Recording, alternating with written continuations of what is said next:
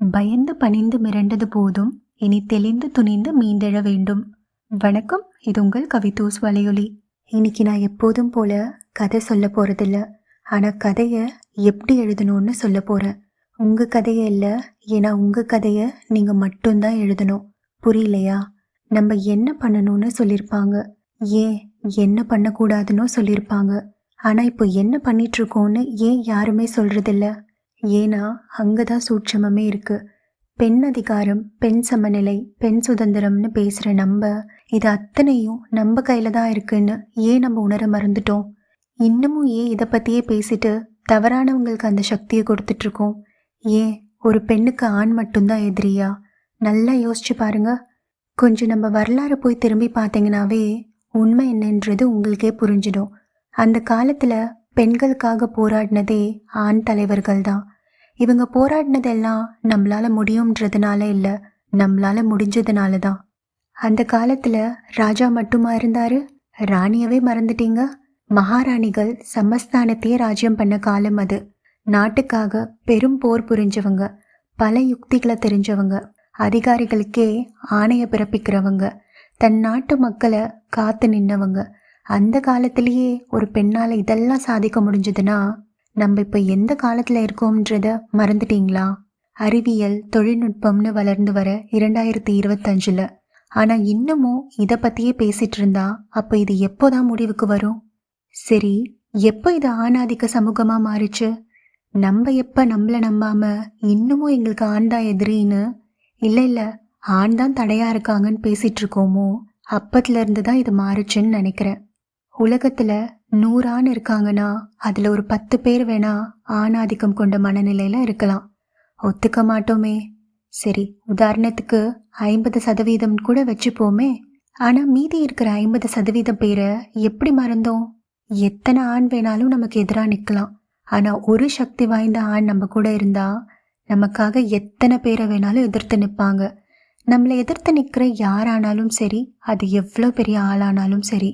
அப்படி ஒரு சக்தி வாய்ந்த ஆண் நம்ம அப்பாவாக இருக்கலாம், நம்ம கூட பிறந்தவங்களா இருக்கலாம், நம்ம தோழனா, கணவனா, ஏன் மகனா கூட இருக்கலாம். இப்படி ஒரு சக்தி வாய்ந்த ஆண் நம்ம கூட இருந்தால் நமக்கு எதிராக நிற்கிறவங்கள தூசி மாதிரி ஊதி தள்ளிட்டு போயிட்டே இருக்கலாம். நம்ம முன்னேறி செல்லும்போது நமக்கு தடையாக வர எதையுமே ஆண் பெண்ணுன்னு பிரித்து பார்க்காம அதை வெறும் சவாலாக மட்டுமே பார்க்க பழகிக்கிட்டோம்னா அந்த சவாலை எப்படி எதிர்கொள்றதுன்னும் அதில் எப்படி வெற்றி பெறுறதுன்னு மட்டுமே கவனம் செலுத்த ஆரம்பிச்சிருவோம். இவ்வளவு தாங்க விஷயமே.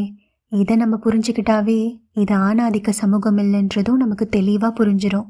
பெண் அதிகாரம், பெண் சமநிலை, பெண் சுதந்திரம்னு நம்ம இப்படியே பேசிகிட்டு இருக்கிறதுனால தான் அந்த 1-2 ஆதிக்க மனநிலையில் இருக்கிறவங்க, ஓ இன்னமும் இவங்க இதுக்காக தான் போராடுறாங்களா, அப்போ இன்னும் இதெல்லாம் அவங்க அடையவே இல்லையான்னு அவங்க நினைக்கிற அளவுக்கு நம்மையே அறியாமல் நம்ம சக்தியை ஒவ்வொரு நாளும் அவங்களுக்கு கொடுத்துட்டே தான் இருக்கும்.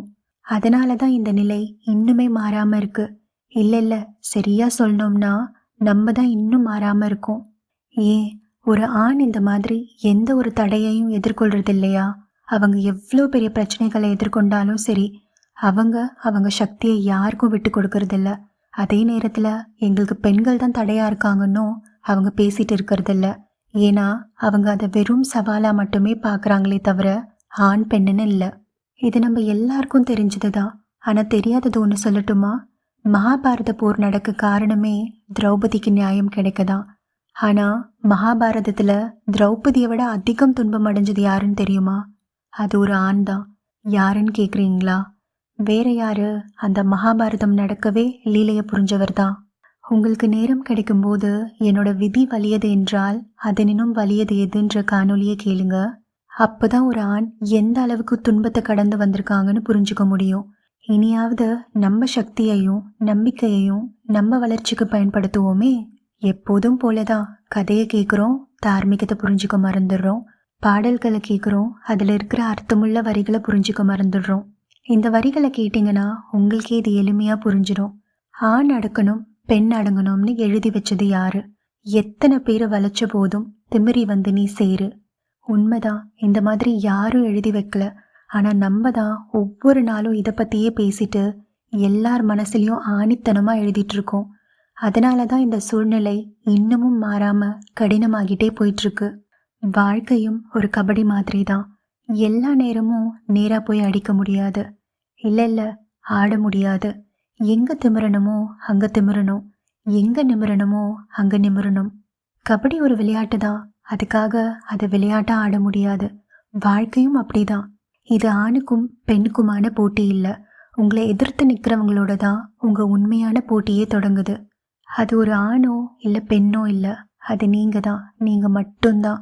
உங்க எண்ணம், வார்த்தை, மனசு, செயல் மற்றும் நீங்க எடுக்கிற முடிவுகள். உங்க எண்ணம் தெளிவா இருக்கணும். உங்க வார்த்தையில உறுதியா இருக்கணும். உங்க மனசு ஒரு நிலையா இருக்கணும். உங்க முடிவுல எப்போதும் நியாயமா இருக்கணும். இப்படி இருக்கிற பட்சத்துல உங்க செயல் உங்களுக்கான பதிலா இருக்கும். இதுல கொஞ்சம் தடம் மாறினாலும் அது உங்களுக்கே எதிராக திரும்புற கேள்வியா மாறிடும். பேச வேண்டிய இடத்துல பேசணும்னு சொல்லுவாங்க. ஆனா என்னை பொறுத்த வரைக்கும் பேச வேண்டிய இடத்துல இனி பேசுவதை காட்டிலும் செயல்ல நிரூபிக்கிறதே அதுக்கான சரியான பதிலா இருக்கும். ஏன் சிறந்த பதிலாவுமே இருக்கும். அவ்வளவே. இனி சிந்தூர்னு சொன்னாவே நமக்கெல்லாம் யார் ஞாபகத்துக்கு வருவாங்க? அவ்வளவுதாங்க. உங்களுக்கான சரியான நேரம் வரும்போது உங்க உழைப்பு தானா மேடை ஏறும். சோஃபியா குரேஷி, வாமிகா சிங் மாதிரி. அப்போ ஊரே உங்களை கொண்டாடும். அவங்க கடந்து வராத ஆண்களா என்ன? இல்ல அவங்க கடந்து வராதவங்களா என்ன? நமக்கான இடத்த யாராலையும் ஆக்கிரமிக்க முடியாது.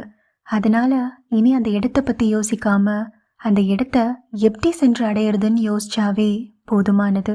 பாரதியும் இதை தானே சொல்றாரு. பயந்து பணிந்து மிரண்டது போதும், இனி தெளிந்து துணிந்து மீண்டெழ வேண்டும். மழலை மனம் மாறாத உனை வன்புணர வருவானாயின் மாற வேண்டியது அவனே. மாற்றம் காண்போம் இனிமே. அடுத்த அடியை நீ எடுத்து வைத்தால் 1000 கதவுகள் திறந்திடும் உனக்கு. அழுகை அது நீ துடைத்து எறிந்தால் ஆடவர் திமிரும் அடங்கிடும். வலியது மட்டுமே பிழைத்திருக்கும். விதி என்று தேங்கிவிடாமல் வீரம் கொண்டு வெளிவா பெண்ணே. இன்னும் எளிமையா சொல்லணும்னா, மறவாதே, பெண்ணில் ஆண்மையும் உண்டு, ஆணில் பெண்மையும் உண்டு. அடுத்த காணொளியில வான் என்று உலகம் வழங்கி வருதலால் தான் அமிர்தம் என்றுணர பாற்று என்னன்னு பார்க்கலாம். அதுவரை காத்திருப்போம். நன்றி, வணக்கம்.